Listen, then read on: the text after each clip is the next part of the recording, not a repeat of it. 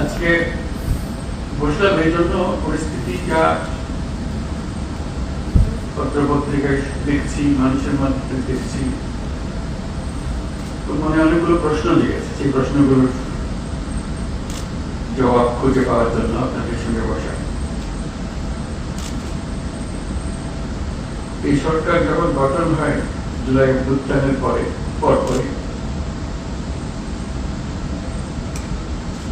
আমি বিমানবন্দরে উপস্থিত হওয়ার 8 তারিখ মনে আছে আপনাদের,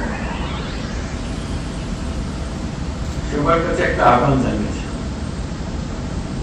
এবং আন্তরিকভাবেই বলেছিলাম, কোনো রাজনৈতিক বক্তব্য বা এরকম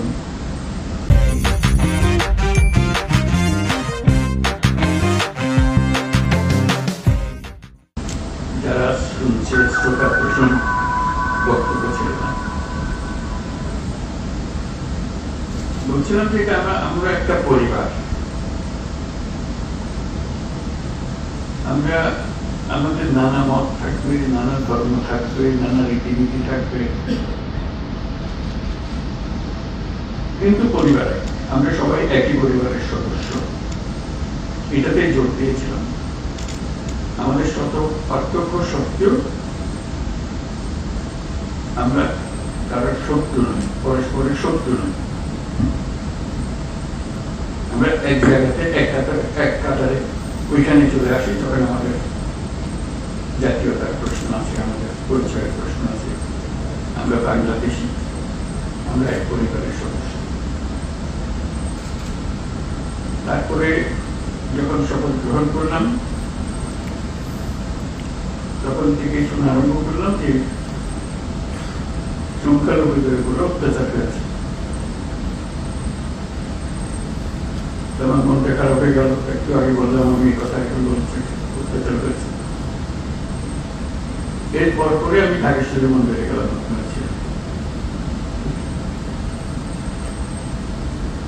সেখানেও একটু কথা বললাম, আমরা একই পরিবারের সদস্য এবং বলছি যে আমরা অন্য দাবি দাওয়া বাদ দিল, একটা দাবি আমাদের একদম পরিষ্কার, আমাদের সবার সমান অধিকার, বলার অধিকার, ধর্মের অধিকার, কাজকর্মের অধিকার, এবং সেটা এসছে আমাদের সংবিধান থেকে, নাগরিক হিসেবে আমাদের প্রাপ্য, এবং রাষ্ট্রের দায়িত্বগুলো নিশ্চিত করা। এবং আমি আন্তরিকভাবে বলার চেষ্টা করেছিলাম যেহেতু রাষ্ট্রের দায়িত্ব এখন আমাদের হাতে, এটা আমাদের দায়িত্ব নিশ্চিত করা, দায়িত্ব যে সংবিধান নাগরিককে যে দায়িত্ব দিয়েছে সেই দায়িত্বগুলো তার কাছে পৌঁছে দেওয়া, নিশ্চিত করা। তারপরেও কথাটা উড়ে গেল না, শুনলাম এখনো সংখ্যালঘুদের উপরে হামলা হচ্ছে। আমি সবাইকে নিয়ে বসলাম, আলাপ করলাম, এটা কিভাবে করা যায়, এটা কি উদ্ধার করা যায় কিভাবে। তখন দুর্গাপূজার সময় আসলো, তখন বললাম যে একটা সুযোগ, কারণ এখানে একটা বড় সমস্যা হইতে পারে, যেহেতু একটা পূজার ব্যাপার, আনন্দের উৎসবের ব্যাপার, এখানে হামলা হওয়ার সম্ভাবনা আছে। আমাদেরকে নিশ্চিত হতে হবে হিন্দু সম্প্রদায়ের উপরে কোন রকমের হামলা যেন না হয়। আমি খুব খুশি হলাম, সবাই তার খুব সিরিয়াসলি নিল। আপনাদের মনে আছে উৎসব সহকারে সবাই দুর্গাপূজা করল, কয়েক হাজার পূজা মণ্ডপ ছিল, সব কিছু খবর সুন্দর হয়েছে। তাঁতিবাজারে একটা ঘটনা হয়েছিল, একটা ককটেল পাঠিয়েছিল, একটা ফাটাইনি ককটেল মেরেছিল, এটি একমাত্র খবর ছিল। তবু আনন্দিত হয়েছিলাম, নিশ্চিত হয়েছিলাম এই জন্য যে আমরা সবাই একযোগে, এবং সেখানে সবাই যোগদান করেছে। শুধু হিন্দু সম্প্রদায়ের উৎসবের বিষয় ছিল না, এটা পুরো জাতীয় উৎসবে পরিণত হয়েছিল, সবাই উৎসব করেছে। ছেলে মেয়েরা গেছে, বুড়াবুড়িরা গেছে, মুসলমানরা গেছে, মৌলানারা গেছে, সবাই গেছে, আনন্দ সরকার। তারপরে মনে তৃপ্তি পেলাম যে না একটু তো কাজ করেছে। এখন আবার নতুন কথা, হামলা হচ্ছে, অত্যাচারিত হচ্ছে এবং বিদেশি গণমাধ্যমে না প্রচার মাধ্যমে প্রচারিত হচ্ছে যে এটা করছে। আমি খোঁজ নিচ্ছি যে কেন হচ্ছে, কি হচ্ছে, সব দিক থেকে বলছে না হচ্ছে না, খবর হচ্ছে আর খবর হচ্ছে না, মাঝখানে একটা ফারাক থেকে যাচ্ছে, এটা ঠিক না, এটার অবসান হতে হবে।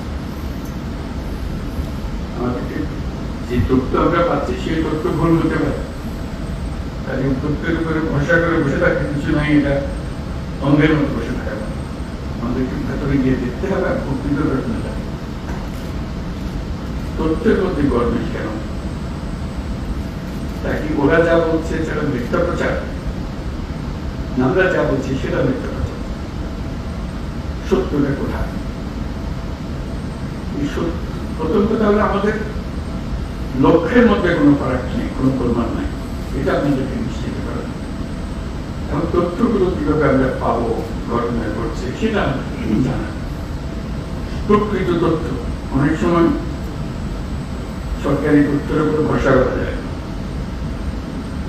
কর্তা যা চায় সেভাবে বলে দেয়, আসলটা মন করে বলতে চায় না, তো যেহেতু কর্তা নারাজ হবে, আমি আসল খবরটা জানতে চাই, কিভাবে জানতে চাই, এবং সেই প্রক্রিয়াটা প্রতিষ্ঠিত করতে চাই।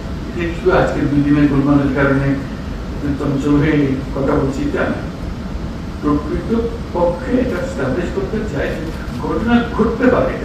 এত বড় একটা দেশের মধ্যে কত রকমের কাণ্ড, তার মধ্যে একটা কাণ্ড হয়ে গেছে, ওইটা তাৎক্ষণিক ভাবে যেন খবরটা পাওয়া যায়, সময় রাখতে হবে। যেদিক থেকে দোষী তাকে বিচারের আওতায় আনতে হবে, এটাই হলো সরকারের দায়িত্ব। প্রথম কথা হলো যে না হওয়াটা পরিবেশ সৃষ্টি করে, একটা যদি হয়ে যায় তাকে তাৎক্ষণিকভাবে সেটা প্রতিকারের ব্যবস্থা করা। আমি যা বলছি আমার মনে হয় বাংলাদেশের বেশিরভাগ মানুষ তাই মনে করে, এভাবে হওয়া উচিত।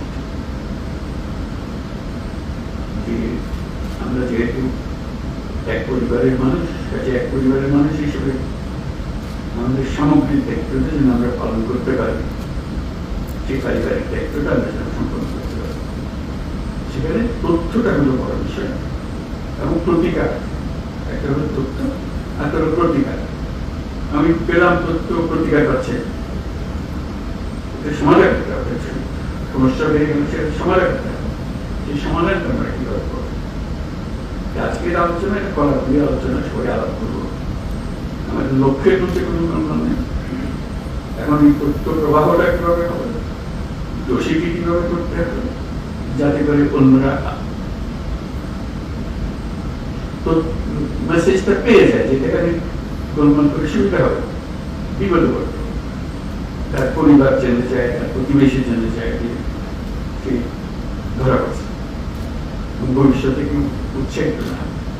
এরকম এক বাংলাদেশ আমরা করতে চেয়েছি, সেটার নামে আমরা নতুন বাংলাদেশ বলেছি এবং আমরা এটা বিশ্বাস করি।